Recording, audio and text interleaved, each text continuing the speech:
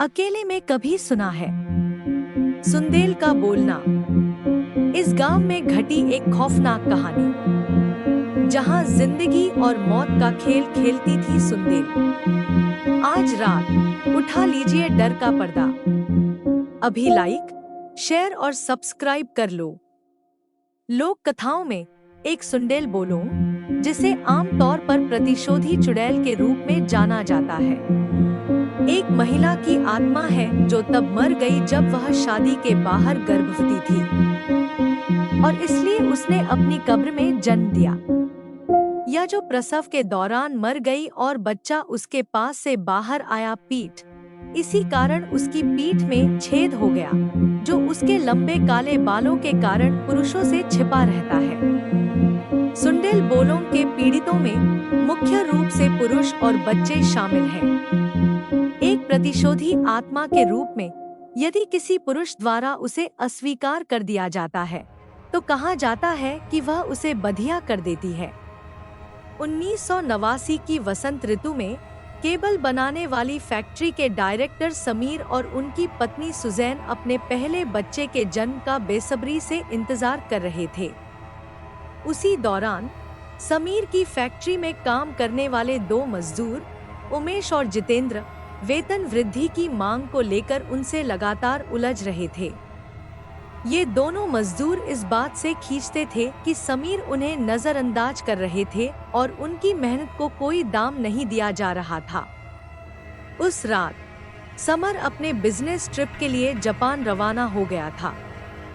उसके विमान के धीरे धीरे रात के आकाश में छिप जाने के बाद उमेश और जितेंद्र घर के अंदर घुसने के लिए तैयार थे। उनके साथ दिनेश और गणेश भी थे। वे चारों समर की कंपनी में ही काम करते थे, पर उससे मन ही मन जलते थे। पिछले कुछ समय से वे मिलकर समर को सबक सिखाने की योजना बना रहे थे। उमेश ने एक ताला तोड़ने का औजार निकाला। उसकी धातु की नोक रात की रोशनी में चमक रही थी। हवा में एक अजीब सी खामोशी थी, जिसे सिर्फ उन चारों की बेचैन सांसें तोड़ रही थी। सुजान, जो बाहरी सिनेमा हॉल गई थी, उनकी वापसी के दौरान चोरी हो रही थी, और जब उन्हें आवाज आई तो वह जांचने के लिए उत्तेजित हो गई। सुजान दरवाजा खोलकर घर के अंदर दाखिल हुई। उसे टीवी की रोशनी और अजीब सी आहटें सुनाई दी। रसोई की तरफ बढ़ते हुए उसने देखा कि दो साए दराजों को खंगाल रहे हैं। चीख निकलने से पहले ही उसे किसी ने मुंह दबा लिया। चीखें दबी हुई सी उसके गले में ही रह गईं। अंधेरे में उसने लड़ना शुरू कर दिया।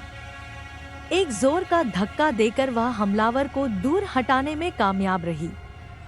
लड़ाई के दौरान ही किसी चीज से टकराकर वह लड़खड़ा गई। संभलने की कोशिश में उसका हाथ पीछे की तरफ गया तो उसे कुछ तीखा सा लगा। तभी उसे अपनी पीठ में एक चुभन महसूस हुई। उसने पीछे देखने की कोशिश की, लेकिन अंधेरे में कुछ भी दिखाई नहीं दे रहा था। बस एक तेज दर्द था जो लगातार बढ़ता जा रहा था। घबराहट में चोरों से लड़ते हुए उसने उनका नकाब उतार दिया और वापस लड़ने की कोशिश में गलती से एक नुकीले बांस की पोल पर गिर गई। सुजान चीखने के लिए मुंह खोलने गई, मगर सिर्फ एक गीला कर देने वाला गड़गड़ाहट निकली। अंधेरे में टटोलते हुए उसने महसूस किया कि कुछ ठंडा और नुकीला उसकी पीठ में घुसा हुआ है। घबराहट के मारे उसकी सांसें तेज हो गई। उसने धीरे से पीछे मुड़ने की कोशिश की तो पीठ में तेज दर्द उठा। एक नुकीली चीख उसके गले में ही दब गई। टॉर्च की रोशनी में उसने देखा कि एक बांस का लंबा मोटा डंडा उसकी पीठ को चीरते हुए सीधे बाहर निकला हुआ है। खून का एक गर्म फव्वारा फूट पड़ा, जिसने जमीन को लाल कर दिया। उसकी मौत मानते हुए दोषियों ने उसे दफनाने का प्रारंभ किया, लेकिन हैरान हो गए कि वह अब भी जिंदा है। जेल जाने का नहीं चाहते, फिर भी वे उसकी कब्र भरना जारी रखते हैं, उसे जिंदा दफन कर देते हैं। सुजैन अपने घर के अंदर जागी और उसे यह जानकर सदमा लगा कि वह एक चुड़ैल बन चुकी है।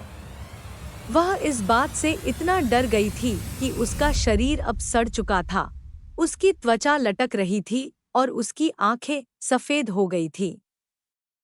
केवल उसके लंबे, घुंघराले बाल ही पहचानने लायक बचे थे, जो अब मकड़ी के जाल की तरह उलझे हुए थे। फिर समीर वापस लौटा। सुजैन दुख से टूटी हुई थी, लेकिन उसने समीर को अनजान ही रहने दिया। हालांकि घर के नौकरों को अंततः सुजैन की असलियत का पता चल गया। उसने उन्हें हवेली से भागने दिया। बदला लेने के लिए सुजैन ने अपने हथियारों का एक एक करके पीछा करना शुरू कर दिया। सबसे पहले दिनेश का नंबर आया। उसे बहलाकर सुजैन ने उसे कारखाने में खींच लिया और उसका सिर धड़ से अलग कर दिया। उमेश, जित और गणेश के तांत्रिक मामा तारक की मदद लेने गए। तारक ने बताया कि हालांकि एक चुड़ैल किसी को सीधे नहीं मार सकती, वह उसे डरा या धोखा देकर आत्महत्या या एक दूसरे को मारने के लिए प्रेरित कर सकती है। जब सुजान ने जित को परेशान किया तो उसने यह कहते हुए चाकू निकाला कि अब तुम्हारी बारी है।